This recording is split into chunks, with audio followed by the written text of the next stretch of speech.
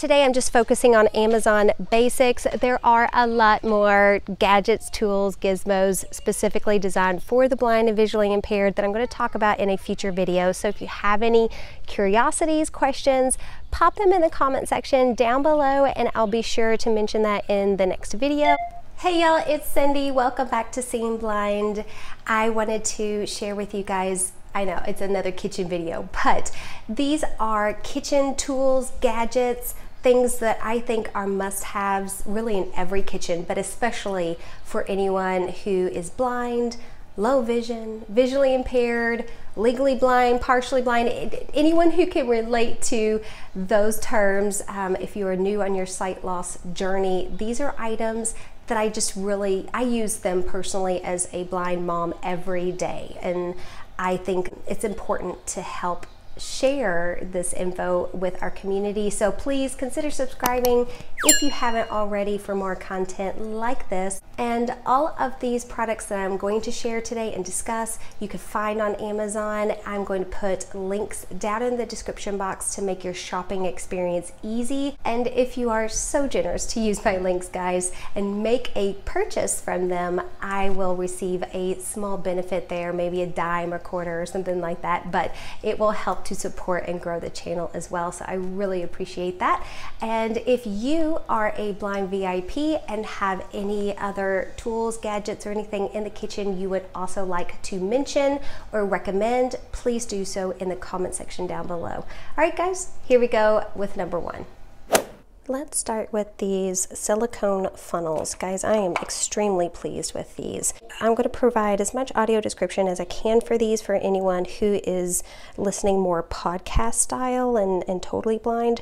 But for those who have some functional vision and can zoom in, I'll also give kind of a B-roll demonstration somewhere on the screen. But what they are silicone funnels that they fold flat, and then you just kind of poke them out and they unfold accordion style. And you can fold them all the way out or halfway if you want, you know, either one. But I really like these. I'm very pleased with the design and the quality. The silicone is extremely easy to clean. They're very sturdy and durable, so they're not going to collapse in on themselves. The package comes with, oh, and as you can see there, I just literally smashed it together, like it just folds in on itself, perfectly flat again. Makes for easy storage, takes up very little space in the drawers and cabinets, unlike the old school version where the hard plastic funnels that just kind of roll around everywhere, they take up lots of space. These are fantastic. It really solves that problem. But in this package that I've linked down below, you have two, like, I guess larger ones and then two smaller ones. So my larger ones are red and orange and the smaller sizes are blue and I guess like this yellow greenish color. And I typically use this orange one for my fabric softener hack, which I mentioned in a previous kitchen video. You can find that also in the description box below. But for these other ones, I mean, you can use them for olive oil, spices, just anytime you are transporting one kitchen item from a small container to another small container, whether it's soap, olive oil, spices, you name it. If you're measuring things out, guys, this just makes it so much easier. Another recent purchase are these double spatula tongs. So there is a spatula on both ends and they function kind of like tongs, but they are a spatula. And it's just really handy. These are fantastic because they're, you know, pretty sturdy on the spatula end, but they're still flexible enough that when you close them, they do close flat. So it really does allow you to really scoop up something and hold, you know, the entire surface of the spatula and really flip it over whatever you're frying, whether it's eggs, pancakes, or if you're baking stuff and you need to flip over, you know, chicken nuggets or fish sticks, whatever. It makes flipping things over so much easier. These things are fantastic. This specific kind that I have, they have this lock at the very bottom of the handle. You can pull this tab in and out. So when it's pulled out, they are locked together in place. It really just helps with storage in your drawer. And then when you push them in, they expand out, and again, they function open and close fully like tongs. This specific product, the package comes with a large one and a small one. So highly recommend it. I'm going to breeze through these next few objects because I have mentioned them in previous kitchen videos. So again, reference those if you want to hear more details. But this is a pan scraper. I mentioned it in the very last video I did, and you all really had some positive feedback on it, so I wanted to bring it up again. But it is a pan scraper that is kind of like a hard plastic disc that you hold in your hand, but it is non-scratching. You can scrape every surface in the kitchen, and it really gets off those tough food items stuck on your surfaces.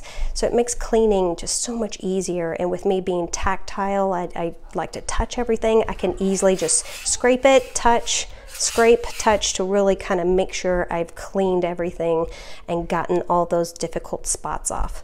For people who are just starting their sight loss journey, they're used to being sighted, it's always habit to quickly grab knives to cut things. But I want to encourage you to first consider using a pizza cutter. I've mentioned this before, pizza cutters are awesome go-to, easy cutting utensils in the kitchen that I think are very underrated. So try using a pizza cutter more often. You will find it a lot more efficient, quicker and easier for low vision. Same thing goes with kitchen shears. Forget grabbing a knife, just grab yourself some kitchen shears. These have a protective sleeve on them. I love these. I'll try to see if I can find these and link them below as well.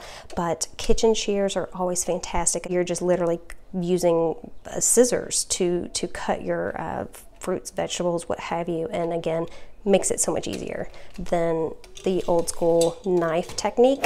If you have not invested, guys, in an apple slicer, these things are fantastic because you can use these for so much more than just apples.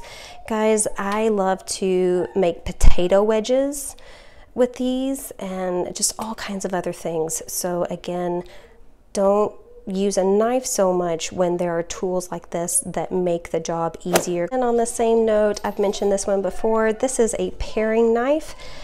I have called them peelers in the past. That in the last video I think I called it a peeler, but oh my gosh, guys, whether you're peeling potatoes, apples, carrots, fruits, vegetables, whatever, these peelers are so much safer, easier. You want to make sure that they are sharp. You don't want to use a dull one by any means. And I will just use my tactile, my fingers, to really keep track of what I've peeled, where there's still skin located on the apple or potato, whatever I'm peeling. Another kitchen tool that I love is the ice cream scooper. Again, I think it's underutilized. There's loads of ways you can use this thing to assist with low vision, such as scooping out pancake mix, waffle mix. I also use it to dish out different desserts and things to keep proportion sizes the same. Mine's currently dirty in the dishwasher, so I wanted to just show an image to show you the one that I have. And guys, this actually has over 20,000 positive ratings on Amazon, so it's a great tool to purchase if you don't already have one. Next, these are the cutting boards I've kind of been using in the background here. I had to repurchase cutting boards. I lost them in the move, but this is a set of 4 primary colors, you know, red, yellow, kind of more of a mustard color there, blue and green. They're a harder plastic. They have like a textured bottom, which kind of helps them from slipping on my countertops, which I've enjoyed. But if you do have any slippage issues, you can use that damp paper towel trick where you place that paper towel under the cutting board, and that will help with that issue. They have the cutout here on the edge, the corner, so that when you are slicing and dicing your food, you can place that hole over your container and then slide your food through that hole, and it really kind of helps keep everything more contained and fall directly where you want them instead of over the edge and going everywhere. So yeah, this is a good, cheap, kind of doesn't break the bank set of cutting boards that are primary colors and good for contrast. I do have another, you know, kind of clear whitish cutting board. You can get these guys for $1 at the Dollar Tree. I mean, white cutting boards are great for contrast purposes as well. So, you know, it's always good to have a good white one in your mix of colors for contrast purposes as well. Sorry guys, I had to finish up our discussion outside real quick though. Today I'm just focusing on Amazon basics. There are a lot more gadgets, tools, gizmos specifically designed for the blind and visually impaired that I'm going to talk about in a future video. Real quick, I do want to mention and highly recommend the talking thermometer that measures your meats and such, just to make sure you've reached the right temperature and cooked them safely and appropriately. There is the liquid indicator device. It hooks over the cup and lets you know, if you're pouring hot liquids or anything like that when you have reached the top. That is something I do not have, y'all. I have other methods of determining that, and so I haven't really found the need to purchase that specific item, but I wanted to throw that out and let you all know that that type of device exists. And there's a lot of other things. A subscriber, in fact, asked me in the last kitchen video if I have the protective glove for cutting, and I do not use that as well. Again, as a visually impaired person, I really like to use my sense of touch, and so I don't like to have gloves or any kind of barrier over my hands if I don't have to have that. And so for cutting, there are other techniques and methods that you can use to be safe while cutting without using a glove. I have seriously cut myself before though, guys. I got a massive scar on my thumb from cutting potatoes, but you know, lesson learned, right? And I still to this day just don't use a cutting glove because I want to feel everything I do in the kitchen, and taking gloves on and off to cut just, it's a tedious thing. I just don't think I would use them. So I have not purchased those. And yeah, so if you have any other questions, let me know and I will catch you all in the next video. Thanks for watching. Bye.